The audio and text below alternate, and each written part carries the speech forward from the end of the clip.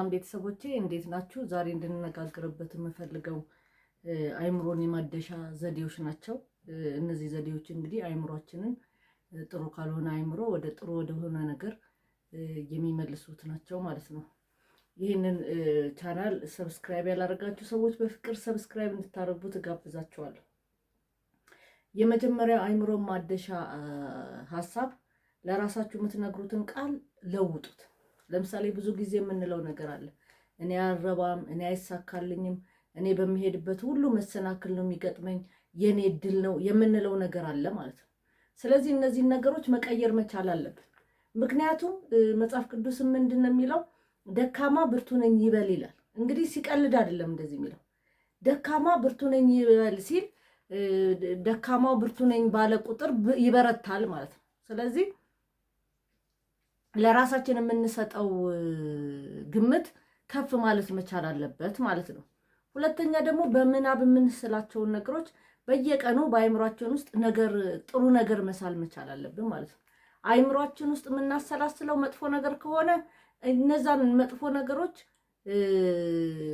ያስጨንቁናል ማለት ነው። ጥሩ ነገር የምንስል ከሆነ፣ ጥሩ ነገር የምናሰላስል ከሆነ፣ ጥሩ ነገር ወደ የምናወጣና የምናወርድ ከሆነ ግን ጥሩ ነገር ይገጥመናል።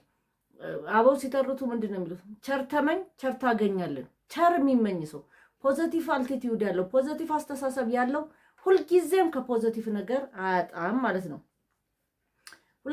ሶስተኛ ደግሞ አመስጋኝ ሁኑ። መቼም ካልተደረገልን የተደረገልን ነው የሚበልጠው። ያልተደረገልንን ከመቁጠር ይልቅ የተደረገልንን መጻፍ ማመስገን። ወንድሜን አመሰግነዋለሁ፣ እህቴን አመሰግናታለሁ፣ ጎረቤቶቼን አመሰግናለሁ፣ ጓደኛዬን አመሰግነዋለሁ፣ ጓደኛዬን አመሰግናታለሁ። የተለያዩ ነገሮችን ማለት ይጠበቅብናል ማለት ነው። ይቅርታ ጥርሴ ውስጥ የሆነ ነገር ገብቶ ነው። አራተኛ ደግሞ ትናንሽ ልማዶችን መቀነስ። ከእንቅልፋችን እንደተነሳን ምንድን ነው የምናደርገው? አንዱ ምሳሌ ስልክ አንስተን ጆሮአችን ላይ እናደርጋለን፣ ወይም ደግሞ እናያለን፣ ወይም ደግሞ ቲክቶክም ይሆን ፌስቡክ ላይ ከእንቅልፋችን እንደተነሳን የምናየው ነገር አለ። እሱን ልማድ መቀነስ መቻል አለብን ማለት ነው። በአምስተኛ ደረጃ ደግሞ መልካም ንግግሮችን ማድመጥ። ለምሳሌ እኔ በቲክቶክ ላይ የሚሆን ፌስቡክ ላይ መጥፎ ዜናዎችን አልሰማም። ምክንያቱም ምን እንደምትሰማ ተጠበቅ ነው የሚለው መጽሐፍ ቅዱስም። ስለዚህ አልፈዋለሁ። በቃ አይምሮን የማያንጽ አይምሮን የማያሳድስ አይምሮን የሚያስጨንቅ ነገር ማየትን መቻል የለብን። ማዳመጥ ያለብን መልካም ነገር፣ ህይወት የሚዘራን ነገር፣ ተስፋን የሚጭር ነገር ልንመለከት ወይም ደግሞ ልናዳምጥ ይገባል ማለት ነው። ስድስተኛ ላይ አቋራጭ ደስታን ደግሞ ማስወገድ መቻል አለብን። ቶሎ ተደስተን ወዲያው ደግሞ ሀዘን የሚመጣብን ነገር ምንም አይሰራም።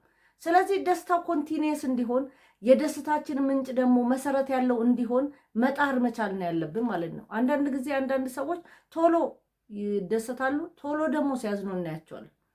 ስለዚህ እነዚህንም ማስወገድ መቻል አለብን። ሌላው ተመስጦን መልመድ። ተመስጦን ማለት ለምሳሌ ስለ እግዚአብሔር ማሰላሰር ይሆናል። እግዚአብሔር ያደረገልንን ወይም ደግሞ መልካም ሰዎች ለኛ ያደረጉትን መልካም ነገርን ማሰብ ይጠበቅብናል ማለት ነው።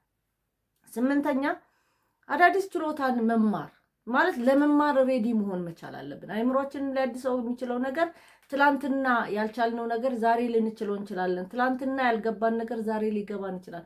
ትላንትና መስራት ያልቻልነው ነገር ዛሬ ልንሰራ እንችላለን። እና ምን እናደርጋለን ወገኖቼ?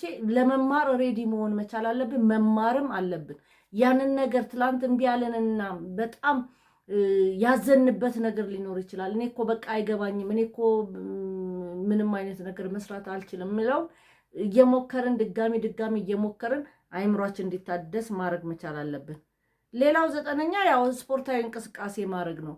ስፖርታዊ እንቅስቃሴ በጣም ነው የሚጠቅመው። ወክ ማድረግ፣ ጂምም ካለ ጂም መስራት፣ ጂምም ካልገባን ደግሞ በቤታችን ውስጥ ስፖርት መስራት እንችላለን። እና እነዚህን ነገሮች ማድረግ መቻል አለብን። በስተመጨረሻ እንቅልፍ አይምሮን የሚያድስ ነው። እንቅልፍ ማጣት በጣም ከባድ ነው። ሰዎች በቀላሉ እናየዋለን እንጂ እንቅልፍ ካጣን እንቅልፍ ያሳጣንን ነገር ምክንያቱም ፈልገን ማስወገድ መቻል አለብን።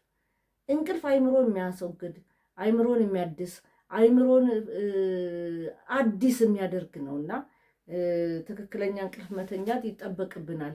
ቤተሰቦቼ ይሄ እንግዲህ ዛሬ የማቀርብላችሁ አይምሮን የምናድስበት 10 መንገዶች ነው። ይህንን ነገር ተጠቀሙበት። ከወደዳችሁ ላይክ፣ ሼር፣ ሰብስክራይብ እንድታደርጉ ትጋብዛችኋለሁ። አመሰግናለሁ ቤተሰቦቼ።